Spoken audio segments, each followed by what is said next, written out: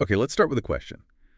What if your thoughts, your memories, your deepest emotions, your very consciousness, what if all of that could be detached from your physical body, uploaded maybe, and instantiated in some kind of permanent digital realm? Now, stop thinking about that as just, a cool movie concept. Start thinking of it as a serious engineering challenge, one that researchers, actual scientists, believe we might solve within the lifetime of most people listening right now. It's true. The possibility of, well, digital immortality or mind uploading, as it's often called, it really challenges our deepest assumptions about who we are, about identity, consciousness. It's simultaneously probably the greatest engineering problem humanity has ever faced, and maybe the greatest philosophical crisis, too. Yeah. We're talking about potentially transcending biological death completely. So today, we're diving deep into that. We want to chart the scientific roadmap towards that future. We're trying to move beyond the sci-fi what-ifs and really look at the state-of-the-art neurobiology and computer science limitations, because they're huge ones. And of course, the ethics that absolutely have to be addressed before the first mind ever gets successfully copied. Our promise to you, you'll leave this deep dive knowing the 3 biggest scientific and ethical hurdles currently holding back digital immortality. This is knowledge, frankly, that 99% of people only ever encounter in fiction. This is the deep dive into the data of the soul. Okay. So to understand how close we might be, or, well, how far away we still are, you first have to realize the journey doesn't just start with full consciousness uploading. It actually starts today with technology that's already allowing us to capture, to read, and even write neural activity. Exactly. Yeah. That's our relatable entry point here. The current state of brain-computer interfaces, BCIs. Now, when people think BCI, they usually think of commercial systems, right? Like Neuralinking. And look, the ethics of corporate control there, that's a massive issue, and we will get into that later. But Neuralink provides a really crucial benchmark for where we are now.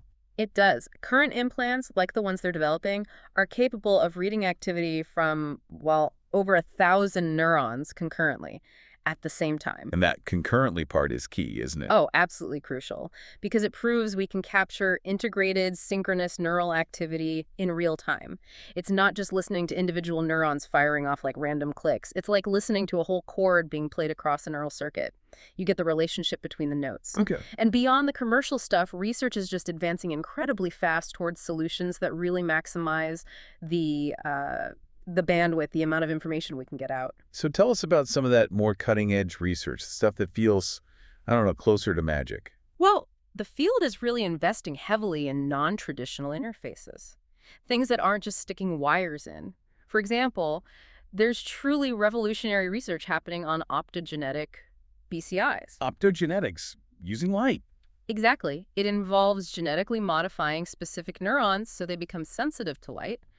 Then researchers can use actual light waves delivered maybe through microscopic fibers, or the real dream is, eventually, tiny wireless nanodevices to both record and modulate activity within very specific circuits. Wow. So we're learning not just to listen to the brain's electrical chatter, but actually to communicate back with it using literally the speed of light. Okay, but that leap, right, from BCIs, which are, I guess, super sophisticated reading and maybe modulating tools, to full mind emulation, where your actual consciousness exists purely in software, that seems absolutely colossal. It is colossal. We're moving from listening to maybe a few thousand neurons to trying to copy, what was the number, 10 to the 14th synaptic axis? 2001, 10, 14, $100 trillion connections. Right.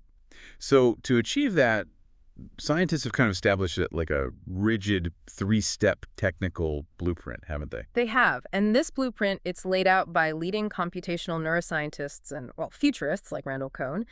It's broken down into 3 critical phases. Step 1 is the data acquisition phase. They call it scanning. Okay. This basically means digitizing the connectome, that entire incredibly complex, dense map of your brain's 100 trillion synaptic connections. It's like capturing the entire operating system and all its data files. Which is where that scaling problem really kicks in, as we're about to see. Definitely.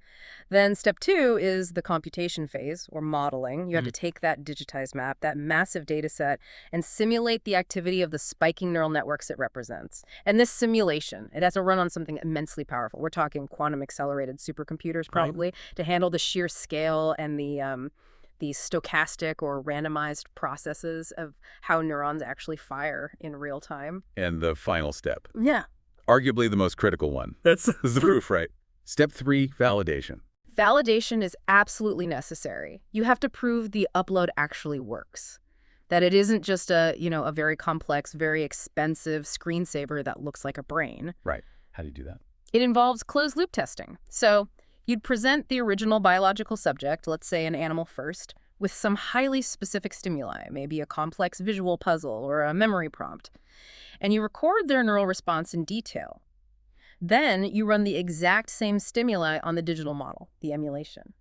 If that digital model generates responses that are functionally, temporally, and structurally identical, or at least indistinguishable from the biological brain's responses, well, then you've achieved a working emulation. It's like the Turing test, but for the brain circuits themselves. Precisely. Yeah, a neural Turing test. And if the response is identical, well, that's when the philosophical and ethical doors just blow wide open, doesn't it? Absolutely. But hold on, before we even get to the nature of identity and consciousness, we really have to tackle the sheer scale of these engineering challenges. This is where the hard science kind of hits a reality check. Let's talk scale, because this is where the current limitations become, well, painfully clear. So the first major hurdle is what we can call Insight 1, the technical mountain, and it's defined by this massive scaling problem. Right. We have incredible tools today, don't we? You mentioned high-resolution fMRI, two-photon microscopy, stuff that lets researchers map circuits right down to the synapse level. We do, and we have amazing probes like NeuroPixel capable of recording thousands of individual neurons simultaneously. But here's the key phrase you used earlier, in animal models. Exactly. The scale challenge is just, well, paralyzing when you think about the jump. We're talking about scaling up from organisms like, say, the mouse brain. A mouse brain has fewer than 1 billion synapses. That's $199. Still a lot, but... But the human brain. The human brain contains approximately 1014 synapses, 100 trillion connections, packed into this incredibly dense three-dimensional space inside your skull. Okay, I just want to pause on that number. 10, 14, 100 trillion. To put that into perspective, the number of stars estimated in our entire Milky Way galaxy is often cited around $10 billion. Right. So you're saying we need to perfectly map in 3D several orders of magnitude more unique data points than there are stars in our own galaxy. That's the scale of the structural mapping challenge, yes. Yep. The sheer data storage and processing requirement is, well, astronomical is the right word. That's mind-boggling. And as if the sheer number wasn't difficult enough, we immediately run into another huge problem, the unstable factor. It's called dynamic plasticity. Dynamic plasticity. Yes, and this is the critical challenge that means just taking a static, high-resolution snapshot of the brain's structure is probably insufficient for a faithful upload. Why? Why can't we just take a perfect picture? Because the brain isn't hardwired like a computer circuit board. It's fluid. It's constantly changing. Synaptic weights, that's the strength and efficiency of the connections between neurons, they change constantly. Every moment of learning, every new memory you form, even just processing what I'm saying right now, it involves dynamic changes in these connections. Things like long-term potentiation, LTP, making connections stronger, long-term depression, LTD, making them weaker. These changes happen on a millisecond timescale. Wow. So the brain you scan right now is already subtly different 5 milliseconds later just because I blinked or registered the sound of your voice. Precisely. A truly successful mind upload wouldn't just need to capture the static structure of those 1014 synapses. It would need to capture the rules governing their change and the current state or momentum of that continuous change all at the same instant. You mentioned an analogy earlier, like photographing birds. Yeah, it's like trying to photograph a massive flock of, say, millions of birds. The picture has to be perfectly still, right, to capture the exact position of every single bird. But it also has to be perfectly dynamic, somehow capturing the emergent shape the flock is forming in flight and the rules that dictate where each bird is going next. So you need both structure and functional momentum perfectly. Yeah. At the same instant. Exactly. It's an incredibly difficult measurement problem. Okay, let's just imagine for a second. We somehow achieve that. We capture the 100 trillion connections and their dynamic state. We immediately hit another wall, right? Wow. The second major technical bottleneck, which is just the physics of moving all that data, the bandwidth bottleneck. Yes. The data transfer speed is a crucial physical limitation. Our current, most advanced neural data capture systems, the ones using physical wires or probes, they're often limited to around, say, 1 MEPTES, 1 megabit per second. Which is enough for maybe basic motor commands and prosthetic control or simple sensory input. Right, but for full emulation fidelity, for capturing every spiking detail of that 100 trillion connection network in real time, faithfully enough to simulate subjective thought. How fast do we need to go? What's the number? The sources are pretty clear on this. The bandwidth requirement jumps exponentially. We're talking around 10 GBPs, 10 gigabits per second. Okay, wait. From 1 megabit to 10 gigabits. That's a 10,000-fold increase in data extraction speed. It is. And all of that data has to come out of the confines of a human skull, ideally without, frying the biological tissue. That's the challenge. That immediately raises huge physical engineering issues, doesn't it? Wires are relatively slow, they cause scarring over time, they generate heat. Trying to cram 10 GBPs of data flow through thousands, maybe millions of physical biological interfaces. It sounds like a recipe for turning the brain into a very expensive, very hot CPU. So wires are probably out for full upload. What's the alternative then? Well, this is why the conversation shifts almost entirely to nanotechnology for potential solutions. This is where the research really starts to sound like science fiction. We're talking about nanoscale wireless neural dust swarms. Neural dust. Okay, yeah, that sounds like a sci-fi dream. All right, break that down. It is the dream solution to the bandwidth bottleneck, potentially. The concept is basically deploying microscopic, implantable wireless sensors, the dust, that would distribute themselves throughout the brain tissue non-invasively. Each tiny sensor would be self-powered or powered wirelessly and communicate wirelessly en masse with external receivers. You'd essentially create a high-speed, distributed wireless network inside the brain that effectively circumvents the need for bulky, invasive physical connections. And the swarm, it could theoretically handle the 10 GBPs. Theoretically, yes. Yeah. It's thought that this kind of swarm technology could achieve the necessary 10 GBPs transfer speed without generating dangerous levels of heat or causing significant tissue damage, but it's still very much in the theoretical and early experimental stages. Okay, so let's just run with this for a moment. Let's assume we solve the hardware nightmare. We crack neural dust. We can map all 1014 synapses. We capture dynamic plasticity.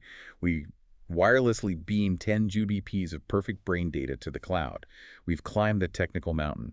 But in doing so, we only open up the true philosophical abyss, don't we? Absolutely. Will that perfectly replicated stream of data, will it be you?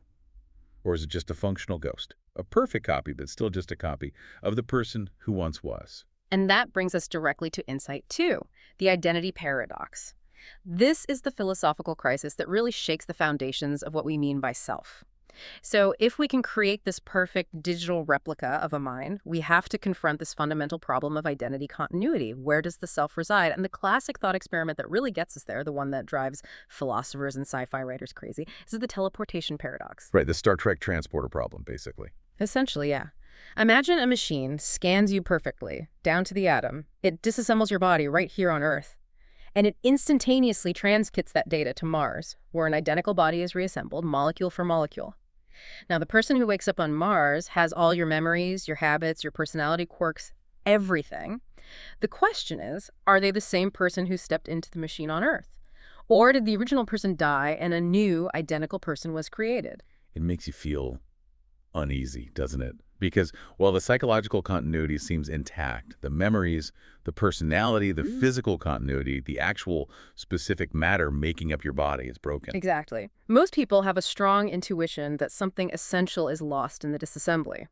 Now, apply this directly to mind uploading, and the paradox becomes even sharper, I think. Because in most envisioned scenarios, the uploading process creates the perfect digital copy, while the original biological self remains alive. Ah, okay, so you don't get disassembled, you just get copied. Right. Which immediately results in two conscious entities existing simultaneously. There's the biological you, still living your life, maybe feeling a bit weird after the scan. And then there's the digital you, waking up, as it were, on a server farm somewhere. This is where Derek Parfit's famous thought experiment comes in, isn't it? The variation known as Parfit's duplicate. Precisely. If both perfect copies awaken at the same moment, the original biological self and the newly instantiated digital self, they are absolutely identical in every mental respect at that instant. They have the same thoughts, memories, plans for lunch. So which one holds the true self? Or does the very concept of a single unique true self just dissolve the moment consciousness can be perfectly copied? It really forces us to question what defines personal identity, doesn't it? Is it the persistent stream of experience? The the psychological continuity that's defined by your memories, your personality, your ongoing consciousness? If that's what matters, then maybe both the digital and biological versions are equally you, at least initially. That's one view, the psychological continuity view. In that case, the upload is you, and the original biological self simply becomes a diverging twin, immediately starting to accumulate different experiences and memories. But the alternative view is physical continuity, right? That you're fundamentally defined by the specific physical stuff, the neurons, the glia, the actual biological material in your skull. Right. If you prioritize physical continuity, then no matter how perfect the copy, the upload is just a ghost. A sophisticated puppet running your old operating system? Maybe. But not you. Only the biological original is the real you. The ambiguity is just, yeah, terrifying feels like the right word. It is. And it leads us directly to the core scientific and philosophical puzzle underneath all this. Yeah. Is consciousness ultimately just a very complex algorithm that can be copied and run on different hardware, like software? Or is it an emergent property that's somehow fundamentally tied to the messy, complex, biological wetware of the brain itself? Can silicon truly replicate what carbon does? That's the billion-dollar question.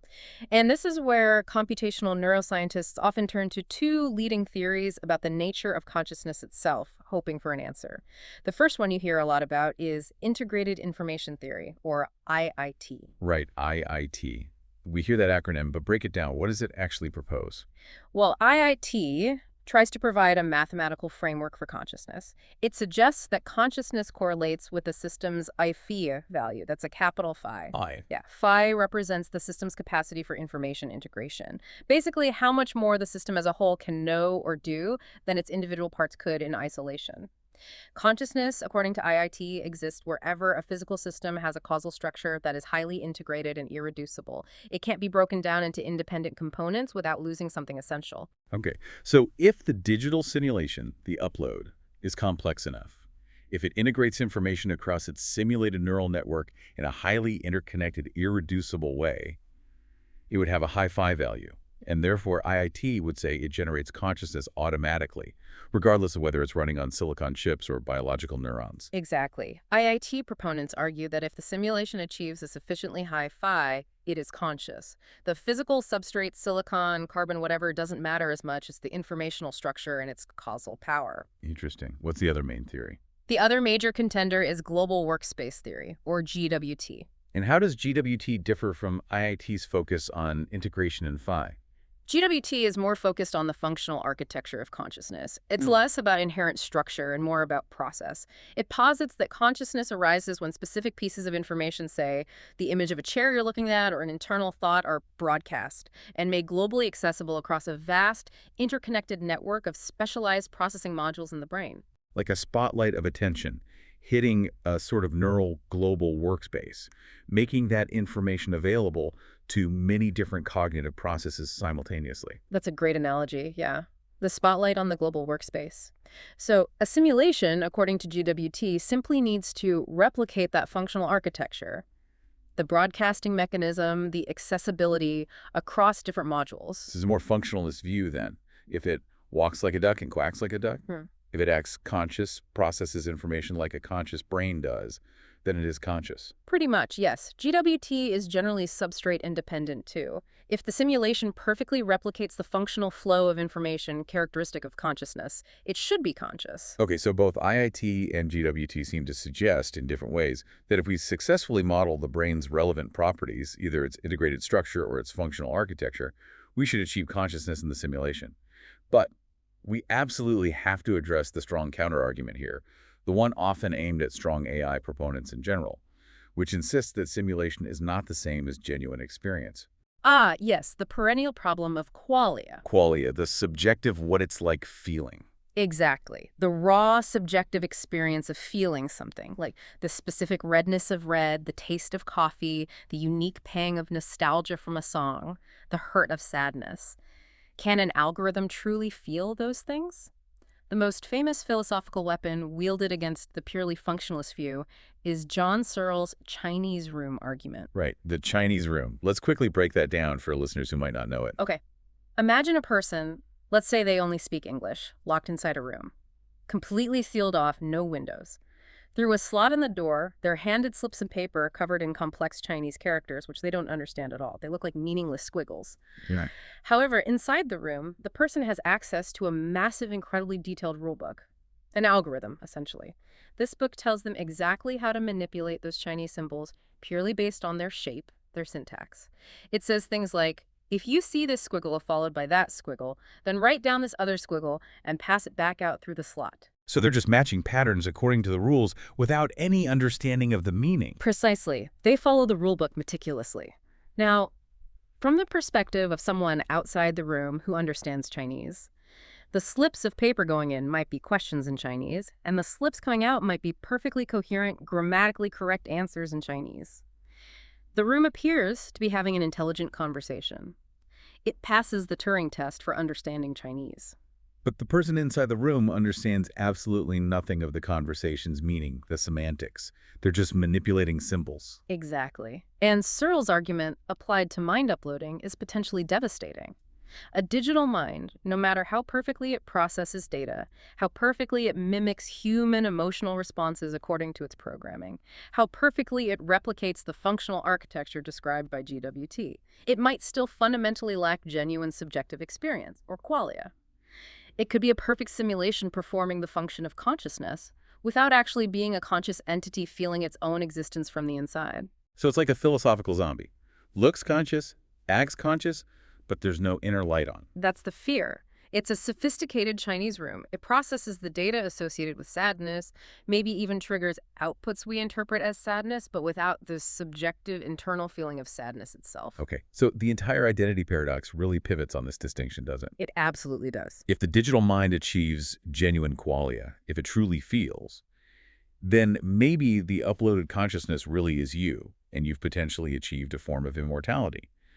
But if it's just a super complex Chinese room simulator, processing the data of you without the subjective experience of being you, then it's just a tool, a very advanced tool, but maybe not a continuation of yourself. And that distinction is absolutely crucial because it's the difference between welcoming a new form of conscious life into existence and creating a potentially massive ethical liability. Yeah, that distinction, algorithm versus genuine feeling, brings us right into Insight 3, the ethical minefield.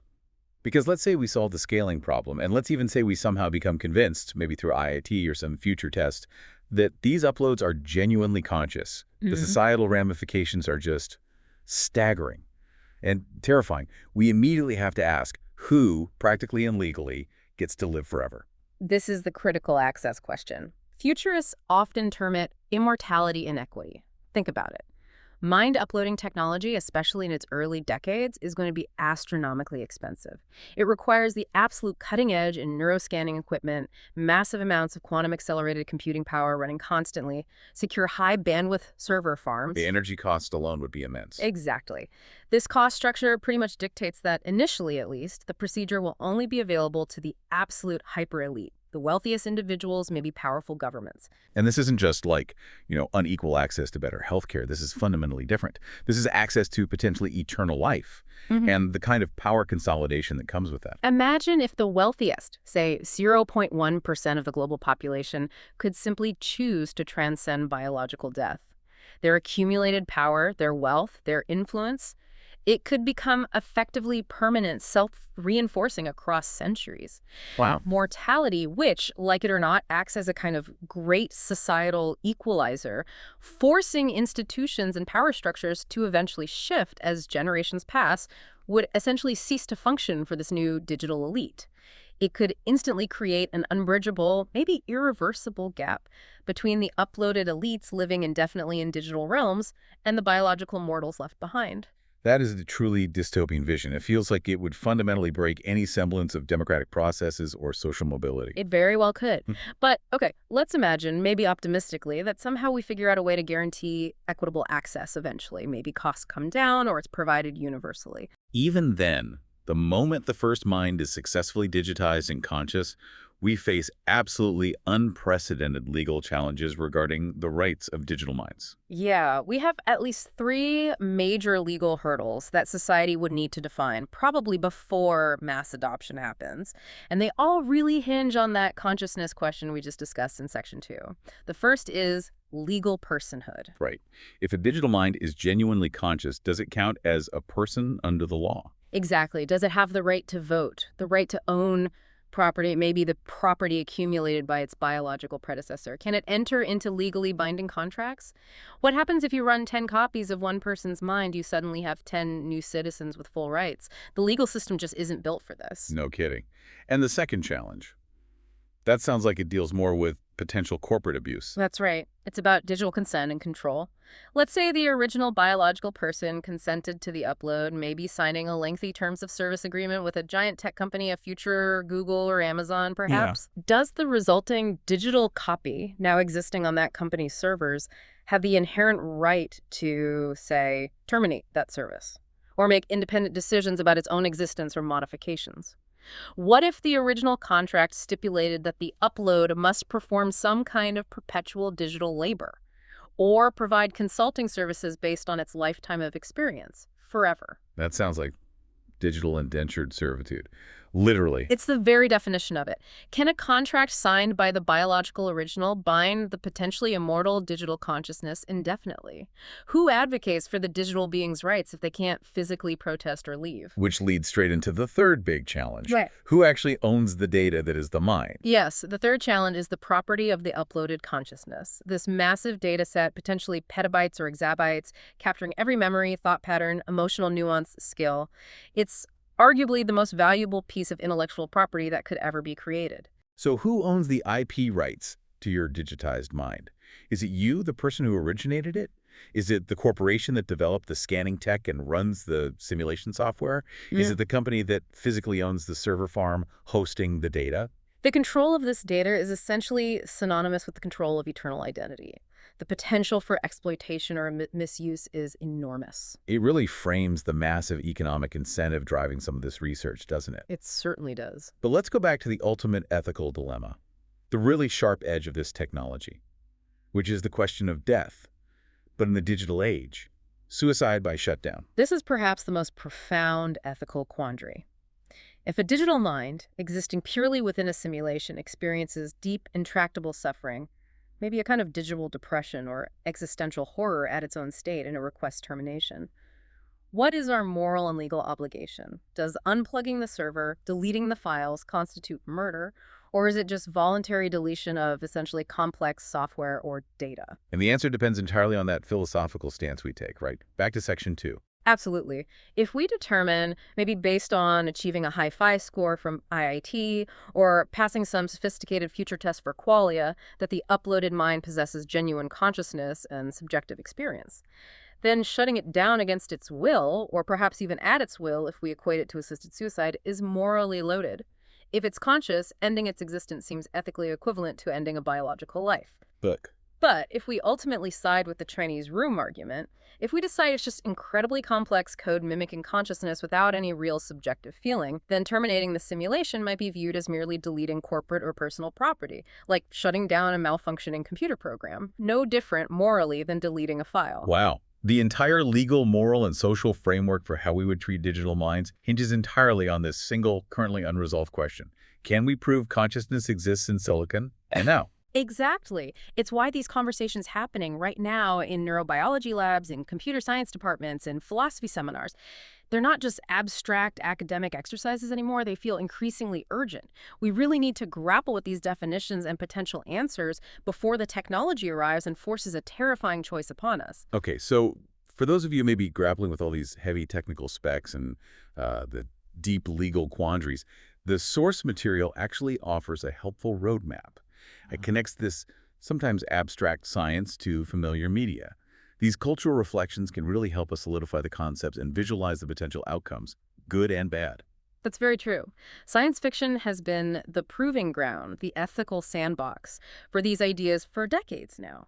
We can look at some specific TV and film case studies. Probably the most famous recent example exploring a digital afterlife is the Black Mirror episode, San Junipero. Ah, yes, San Junipero. Yeah. That's often held up as the positive vision, right? The utopian vision. Okay. It really is. It beautifully illustrates the concept. It portrays this idyllic digital reality where elderly or terminally ill people can choose to upload their consciousness, living on indefinitely in a customizable, simulated world. It emphasizes individual choice, finding connections, and achieving a kind of permanence outside the decaying biological body. It really represents the hope of ending age-related suffering. But then you contrast that with something like the series Altered Carbon. Right. Altered Carbon shows a much darker side. There, the concept of identity becomes completely fragmented, almost commodified. Consciousness and memories are stored digitally in these things called cortical stacks, which can be plugged into different bodies or sleeves. So the body becomes disposable, interchangeable. Exactly. And that scenario vividly demonstrates how easily this kind of technology could lead to extreme social stratification. The super wealthy, the meths, live for centuries by simply buying new sleeves, while others can't afford even basic replacements. It turns biological life itself into a commodity and exaggerates inequality massively. And we can't talk about this without mentioning the original, maybe the foundational philosophical challenge raised by The Matrix, right? Absolutely. The Matrix forces us to confront the question of perceived reality versus digital illusion head-on.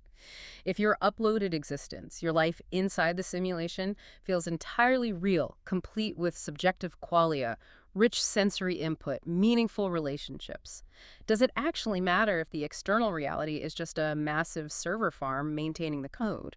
If it's indistinguishable from the inside, is it any less real?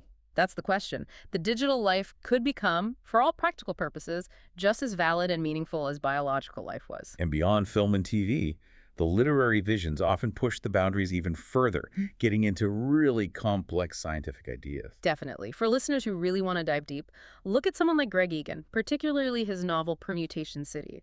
Egan explores mind-bending concepts like self-replicating simulations, digital consciousnesses copying themselves within the virtual world. And he introduces something called the dust theory of existence. Dust theory. Yeah, the idea that consciousness is purely a pattern of information, fundamentally independent of its physical medium. If the pattern exists and computes, the consciousness exists, even if the computer running it is theoretically just scattered dust particles executing the right mathematical steps across the cosmos, it's radically substrate independent. Wow, okay, that's Yeah. very abstract. It is. And then for a vision of mind uploading integrated into a vast functioning society, you look at I.N.M. Banks's culture novels. Culture, yeah. Banks's universe features these incredibly powerful, benevolent artificial intelligences called minds, often housed within giant starships or orbitals. And within these minds, countless uploaded human consciousnesses can live effectively immortal lives in incredibly rich, complex digital substrates. They can interact with the physical world via drones or avatars if they choose. It shows a possible future of post-scarcity personhood, where biological limitations are largely overcome, mortality is mostly a choice, and individual identity exists fluidly within this vast AI-managed collective. It requires a total rethinking of individuality. So taking all these reflections together, the utopian hopes, the dystopian fears, the complex philosophical explorations, the source material seems to suggest three broad possible future scenarios for society if mind uploading becomes real. That's a good summary. Scenario 1 is essentially the utopian vision, maybe like a blend of San Junipero and the culture.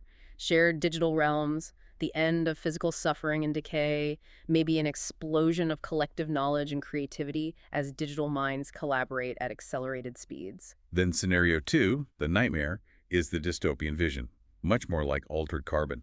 Corporate or state control of uploads, leading to digital indentured servitude, loss of autonomy, and a devastating class divide between the digital immortals and the biological mortals, who might be seen as obsolete or disposable. And then there's scenario 3, which often feels like the most probable, or at least the messiest path. The hybrid reality. Coexisted. Yeah. Biological citizens living alongside digitally uploaded citizens. This would force a complete, likely chaotic renegotiation of almost every social contract we have.